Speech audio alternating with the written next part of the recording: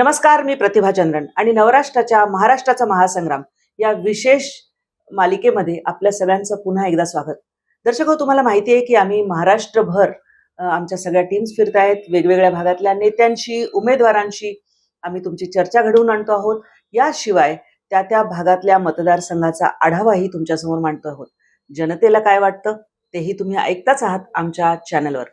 आज आम्ही आहोत ठाण्यामध्ये आणि ठाण्याचे उमेदवार भारतीय जनता पार्टीचे संजयजी केळकर, जे 2 वेळा आमदार राहिलेले आहेत, ते आपल्या सोबत आहेत. तुमचं खूप खूप स्वागत. मुळात ठाणं म्हटलं की सेना असं एक समीकरण होतं. ते समीकरण 2014ला तुम्ही मोडून काढलं. म्हणजे भाजपाने त्यावेळी इथे विजय मिळवला आणि त्यानंतर 19ला सुद्धा विजय मिळवला. तर शिवसेनेकडनं ते घेण्यामध्ये कसं तुमचं ते सगळं ट्रान्झिशन झालं? नाही, खरं म्हणजे तो एक जुळून आलेला चांगला योग होता माझ्या दृष्टीने. बघा, या शहराचा मी म्हणजे या मातीत जन्माला आलेलो आहे. मी 4 पिढ्या इथे राहतो आणि मी पहिलाच आमदार झालो पदवीधर मतदारसंघात 2006ला. होय. त्याच्या आधी मी 25 वर्ष काम करत होतो या शहरामध्ये आणि पूर्ण कोकणपट्टीमध्ये, ग्रामीण भागात. एक तर तो माझा लोकांशी कनेक्ट होता. उमेदवार म्हणून कधीच लोकांच्या समोर मी आलो नव्हतो, काम करत होतो. आपण जे म्हणताय हे खरं आहे की 30 वर्ष या ठिकाणी भारतीय जनता पार्टीचा आमदार नव्हता. बरोबर. मी व्हायच्या आधी गजाननराव कोळी म्हणून आमचे ज्येष्ठ नेते होते, ते जनता पार्टीचे आमदार होते. आणि त्याच्यामुळे त्याचं वैशिष्ट्य ठरलं की पहिला भारतीय जनता पार्टीचा आमदार म्हणून जनतेच्या आशीर्वादाने मला मान मिळाला. शिवसेना आणि शिवसेना अशा पद्धतीचं इथलं समीकरण होतं. आणि लोकसभेला देखील रामभाऊ कापसेंच्या सिटिंग सीट त्यांच्याकडे युतीच्या चर्चेमध्ये गेल्यानंतर लोकसभाही त्यांच्याकडे, विधानसभाही आणि महापालिका तर आजपर्यंत मेजॉरिटीने त्यांच्याकडे होती. आणि त्या पार्श्वभूमीवर मल्टीफाईट झाली आणि त्या मल्टीफाईटमध्ये 2014ला लोकांनी पहिल्यांदाच एक तर त्यांना कदाचित कमळ चिन्हावर मतदान करायला संधी मिळाली. आणि दुसरं कारण असं असू शकतं, मी जे काही अभ्यास केला की माझा अनेक वर्षाचा कनेक्ट आहे, तर मग आपला हा घरचा माणूस आहे, याला आपल्याला देऊया. आणि मग क्रॉस सेक्शन मधली देखील मतदान जे आहे हे मला पडलं आणि त्याच्यामुळे मी त्या मल्टीफाईटच्या निवडणुकीत, आणि मोदींचं सरकार आलेलं होतं 2014ला, आणि त्या सगळ्या याच्यामध्ये मला पहिल्यांदा संधी मिळाली आणि मला लोकांनी निवडून दिलं. 2019 पर्यंत शेवटी माझा पिंड जो आहे तो कामाचा आहे. इथल्या प्रत्येक माणसाला कसं सुखी ठेवण्याकरता किंवा त्याच्या सुविधा मिळण्याकरता करता येईल, छोट्या मोठ्या कुठल्याही. 2019ला मग लढाई झाली ती 1 to 1 झाली. कारण काँग्रेस, राष्ट्रवादी या दोघांनी फॉर्म नव्हते भरले.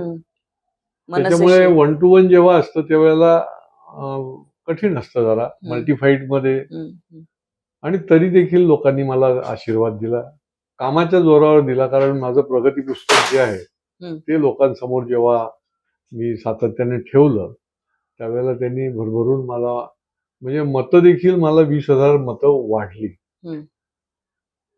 त्यामुळे जनता जनार्दनाचं काम केलं. आणि हा वैशिष्ट्यपूर्ण असा मतदारसंघ आहे की आमच्या ठाण्याचा मतदार जो आहे ना, तो अत्यंत सुज्ञ आहे, जागरूक आहे. त्याला बरोबर अंदाज आहे आणि त्या पद्धतीने तो जागरूकतेने हा लोकशाहीचा उत्सव साजरा करतो. आणि त्याचा पण मला अभिमान आहे. कारण की माझ्यासारख्या शिक्षक परिवारामधल्या व्यक्तीला लोकांनी निवडून देणं ही सुद्धा त्यांच्या दृष्टीने, म्हणजे माझ्या दृष्टीने, की हा फार मोठा माझा ठाणेकरांनी केलेला सन्मान मी समजतो. आणि त्यामुळे ते समीकरण जी आहे ती भाजपच्या बाजूने होती. आता यावेळची जी लढाई आहे तिरंगी लढत आहे आणि राजन विचारे आहेत एकीकडे आणि मनसेचे सुद्धा उमेदवार मैदानामध्ये आहेत. अशा वेळी मतविभागणी होऊ शकते. शिवाय समीकरणं खूप बदलली आहेत. म्हणजे शिवसेनेचे 2 भाग झालेले आहेत. राष्ट्रवादीचे 2 भाग झालेले आहेत. त्याचा कुठे ना कुठेतरी मायक्रो लेव्हलला पण सगळ्या प्रत्येक मतदारसंघावर थोडा बहुत परिणाम होणार आहे. तर आताच्या समीकरणं बदललेली आहेत, त्यामध्ये तुम्हाला काय वाटतं? नाही, एक असं असतं की पॉलिटिकल सिस्टीममध्ये किंवा पॉलिटिकल सगळ्या या लढाईमध्ये 2+2=4 कधीच नसतं. अगदी. अनेक प्रकारचे विषय त्याला संलग्न असतात आणि त्याप्रमाणे मतदान होत असतं. आता बघा की लोकसभेला देखील आपण बघितलं की असं वातावरण झालं होतं आणि सर्वे तर एवढे त्यांचे आमच्या बाजू निगेटिव्ह होते आमच्या दृष्टीने आणि की येऊच शकत नाही बाबा भाजपच्या नेतृत्वाखाली सरकार, अशा प्रकारची होती. परंतु प्रत्यक्षात वेगळं झालं. पुन्हा मोदीजी तिसऱ्यांदा प्रधानमंत्री झाले आणि इकडे तसं मतदारसंघामध्ये असं काही झालेलं नाहीये. ठीक आहे, 2 शिवसेनेचे भाग पडले असतील, तसे राष्ट्रवादीचेही झाले, अनेक गोष्टी झाल्या. शेवटी लोक जी आहेत इथली आमची सुज्ञ आहेत, ही डेव्हलपमेंटच्या वर मतदान करतात, विकासाच्या दृष्टीने. आणि त्यांना हे कळतंय की केंद्रामध्ये यांचं सरकार आहे, मोदींच्या नेतृत्वाखाली एवढं विकसित भारताचं नुसतं स्वप्न नाही तर प्रत्यक्ष घडवण्याच्या दिशेने वाटचाल करते. आणि महाराष्ट्रामध्ये महायुतीचं सरकार असणं हे डबल इंजिन जे आहे ते डेव्हलपमेंटच्या दृष्टीने, बघा हा सगळा डेव्हलपमेंटचा एरिया आहे. हा सबंध MMR रिजन जो आहे तो पूर्णपणे विकासाच्या दिशेने चाललेला आहे. आणि जी म्हणून विकासाची कामं, जी म्हणून योजना ज्या आहेत त्या आम्ही आणलेल्या आहेत. केवढ्या म्हणून आणायच्या त्या काही प्रोसेसमध्ये आहेत, त्याच्यामुळेही काही समस्या निर्माण झालेल्या आहेत. परंतु ज्यावेळेला आता समजा मेट्रो पूर्ण होईल किंवा इंटरनल मेट्रोचा प्रस्ताव जो आहे तो मंजूर झालेला आहे, तर तो जेव्हा पूर्ण होईल किंवा निरनिराळे कोस्टल रोड पासून ते घोडबंदरला जो ट्रॅफिकचा जाम होतो त्याला पर्यायी दुसरा, तर हे सगळे जेव्हा या येणाऱ्या 2-3 वर्षात होतील तर त्यावेळेला इथला नागरिक जो आहे तो निश्चितपणे सुखसोयी समृद्ध असेल. त्याच्यामुळे विकास is equal to double engine. विकास is equal to Bharatiya Janata party आणि महायुती. हे जे समीकरण आहे ते निश्चितपणे लोकांना याही वेळेला समोर येईल. आणि उमेदवार म्हणून मी केलेली सुद्धा जी कामं आहेत, शेवटी आम्हाला जी शिकवण आहे की तुम्ही 5 वर्षात जी कामं केलेली आहेत त्याचं प्रगती पुस्तक शेवटी लोकांच्या समोर तुम्ही ठेवलं पाहिजे. आणि जनता जनार्दन शेवटी निर्णय करत असते. कोणी कितीही काही चुकीचं सांगून नरेटिव्ह लावून काही होत नसतं. त्या कामाला मला खात्री आहे की निश्चितपणे लोक प्रतिसाद देतील, आमचा मतदार जो आहे तो सहकार्य करेल आणि पुन्हा एकदा या ठिकाणाहून आम्हाला जनता जनार्दनाचा आशीर्वाद मिळेल. तुम्हाला 5 लक्षणीय कामं गेल्या 5 वर्षामध्ये तुमच्या कारकिर्दीत या भागात झालेली की जी तुमच्या प्रयत्नातून झालेली. कारण आपण मुंबई मेट्रोपॉलिटन रिजन जो MMRचं बोलतोय आपण, तिथे राज्य सरकार, केंद्र सरकार या सगळ्याच्या संयुक्तिक प्रयत्नाने, मग एअरपोर्ट असेल, नैनासारखा प्रोजेक्ट असेल, वाढवणचं बंदर असेल, या भागातच येत असलेलं जवळपास हे सगळे प्रोजेक्ट आलेले आहेत. पण स्थानिक असा जर विचार केला तर ही कामं लक्षणीय आहेत असं मला तुमचं सांगता येईल. म्हणणं बरोबर आहे की तुम्ही तुमच्या क्रेडिटमध्ये शासनाची किंवा डबल इंजिन सरकारची कामं नाही, अर्थात लोकप्रतिनिधीचा त्यात हिस्सा असतोच असतो, पण पण ती सोडून तुम्ही दुसरी सांगा तर मला सांगायला आनंद वाटेल की अशी 70 कामं आहेत. तुमची जी काही मुलाखत आहे ती 1 तासभर तुम्हाला ऐकत बसायला लागेल. म्हणून मी म्हटलं की म्हणून तुम्ही क्लोज टू माय हार्ट असे. आणि त्याच्यामुळे मी मोठी कामं अगदीच ज्याला म्हणता येईल की आता हा जो कोपरी पुलाचं काम आहे, म्हणजे आपल्याला सांगतो की 2012 पासून मी सुरुवात केली आहे. म्हणजे ही सर्व मान्य आहे, माझ्याकडे कागदपत्रापासून सगळं आहे आणि कोणी नाकारूही शकत नाही की हा PWD कोपरी ब्रिज जो आहे त्याचं रुंदीकरण करणार. ती जी धूळ खात पडली होती फाईल, ती जवळजवळ 15 वर्ष काँग्रेसचंच राजवट होती, महाविकास आघाडीच तिथे होती. मी ती फाईल धूळ झटकून त्यांना काढायला लावली, कारण की मला दिसत होतं, कारण माझ्या नावात पण संजय आहे, मला दूरचं दिसत होतं की काय काय होणार आहे पुढे. कारण ऑलरेडी इकडे 1-1 तास, अर्धा तास जाम होतोय. आणि मग त्या माध्यमातून मी जो पाठपुरावा सुरू केला तर देवेंद्र फडणवीसांच्या नेतृत्वाखाली सरकार आलं. मी पहिलं त्यांच्याकडे जर काही मागणी आणि गाऱ्हाणं केलं असेल की हा प्रचंड महत्वाचा हा इश्यू आहे, हा मोठा रस्ता झाला पाहिजे, कोपरी ब्रिज, इथेच ट्रॅफिक जाम होतो. त्यामुळे देवेंद्र फडणवीस साहेबांनी देखील, ते MMRDचे अध्यक्ष होते, त्यांनी ताबडतोब मंजुरी दिली की MMR रिजन करेल PWD पेक्षा. 100 कोटी रुपये तेव्हा तातडीने मंजूर केले आणि रेल्वेच्या सगळ्या नकाशे, मी पण जायचो रेल्वेमध्ये, नकाशे मंजूर करून. मला सांगायला आनंद वाटतो की आज 8 लेनचा आहे, नाहीतर किती जाम झालं असतं, हे मला खरोखर मनापासून समाधान वाटतं. दुसरं, ठाणे हे ऐतिहासिक शहर आहे आणि या शहराला सांस्कृतिक पार्श्वभूमी तर आहेच, पण ऐतिहासिक पण आहे. आणि हा ऐतिहासिक ठेवा, याची जपणूक झाली पाहिजे. वाढत्या पसरलेल्या ठाण्यामध्ये अशी ओळख ठाण्याची नुसती राहता कामा नये येणाऱ्या पिढ्यांमध्ये, की Thane is a city of towers. Thane एक सिटी ऑफ टॉवर्स तर होतच आहे, पण ठाण्याला काही ऐतिहासिक ठेवा आहे. पहिली रेल्वे जी आहे ती ठाण्यापर्यंत आली देशातली. आता तर मेट्रो आणि निरनिराळ्या प्रकारच्या रेल्वेज आहेत. तर त्या इंजिन जे आहे त्या रेल्वेचं, हे रेल्वे स्टेशनच्या समोर मी आणण्याचा खूप प्रयत्न करत होतो. 3 रेल्वे मंत्री झाले. पियुष गोयल ज्या वेळेला झाले मंत्री, त्यावेळेला त्यांनी स्पष्ट ऑर्डर दिली अधिकाऱ्यांना आणि ते इंजिन आता त्या ठिकाणी, आणि आता तर मी त्याचं सुशोभीकरण आणि उत्तम प्रकारे, हा आमचा ठेवा आहे ऐतिहासिक. त्याच्यानंतर टाऊन हॉल म्हणून जो या ठिकाणी हॉल आहे, याला देखील ऐतिहासिक पार्श्वभूमी आहे आणि त्याचं नूतनीकरण, कारण ते डम्पिंग हॉल झाला होता. त्या ठिकाणी रेशनिंग ऑफिसमधलं सामान येऊन पडलेलं, फायली जुन्या सगळ्या, त्या डम्पिंग हॉलचं पुन्हा एकदा नूतनीकरण करणं गरजेचं होतं आणि ते मी केलं. तो एक ऐतिहासिक ठेवा, त्याची जपणूक केली. मी जुना ठाणेकर आहे, मी या ठिकाणी जन्माला आलेलो आहे, मला माहिती आहे की माझ्या ठाण्याची वैशिष्ट्य मी जपलं पाहिजे. अशोक स्तंभ जे आहे, तो फार जुना स्वातंत्र्य लढ्यामध्ये ज्यांनी काम केलं, त्यांनी एक आठवण म्हणून त्याची उभारणी केली होती. आणि अशोक स्तंभाला त्या ठिकाणी 28-30 वर्षापूर्वी एका ट्रकने धडक दिली आणि तो जो पडला, तो त्याच्यानंतर काही तो उभा राहिला नव्हता. मी ज्या वेळेला विधायक आमदार झालो, की त्याच्यानंतर मी ही प्रक्रिया सुरू केली आणि त्याच्याच बरोबर अशोक स्तंभाबरोबर एक संविधान चौक म्हणून आहे, तो निर्माण केला. तो एक ऐतिहासिक ठेवा आहे. आज ठाणे जेल जे आहे, हा किल्ला होता. या किल्ल्यामध्ये देखील फार जुन्या आठवणी आहेत, नंतर जेलच्या पण आहेत, स्वातंत्र्य लढ्याच्या आठवणी आहेत. तर त्या ठिकाणी स्मारक बनवण्याचं काम सुरू आहे. आता आचारसंहितेमुळे त्याचं आपण करू शकलो नाही, परंतु स्वातंत्र्य लढ्याचं पूर्ण स्मारक त्याच्या ठिकाणी आपण रेखाटलेलं आहे आणि आम जनतेला तिथे व्हिजिट करता येईल, कारण जेलमध्ये असं जाता येत नाही.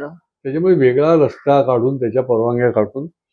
तर मला म्हणायचं आहे की हा ऐतिहासिक ठेवा देखील, त्याची जपणूक एखाद्या शहराची करणं हे आवश्यक असतं, त्याच्या दिशेने आपण करतोय. अजूनही काही गोष्टी आहेत, त्याचा पुढच्या काळामध्ये आपण पूर्णत्वाला नेणार आहोत. तिसरी गोष्ट जी आहे ती आम जनतेच्या दृष्टीने जी आहे, बघा की या शहरामध्ये 6,000 हाऊसिंग सोसायटी आहेत, 30,000 जिल्ह्यामध्ये आहेत आणि 1.25 लाखापेक्षा जास्त हाऊसिंग सोसायट्या या महाराष्ट्रामध्ये आहेत. हाऊसिंग फेडरेशन देखील इथलं फार ऍक्टिव्ह आहे.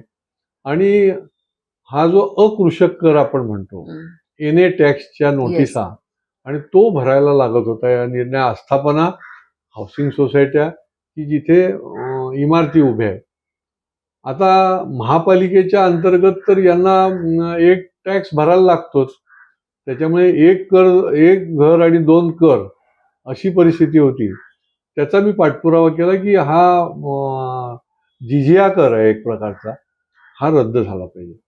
मग मला सरकार जशी येत गेली तशी त्या महसूल मंत्र्यांकडनं मी स्टे घेत होतो की ही कर भरायला तुम्ही निदान स्टे तरी द्या.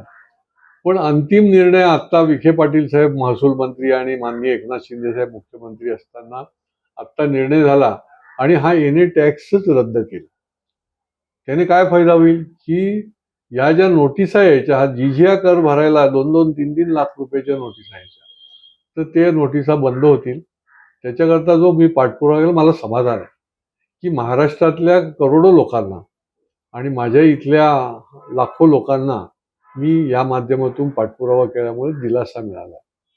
हे नंबर 3. इथे हाऊसिंग ज्या सोसायट्या आहेत त्या सोसायट्यांना कचरा, आपण नुसतं स्वच्छता अभियान नाही, ही चळवळ आहे. तर मी विशेष रूपाने माझ्या आमदार निधीमधनं जवळजवळ 750 सोसायट्यांना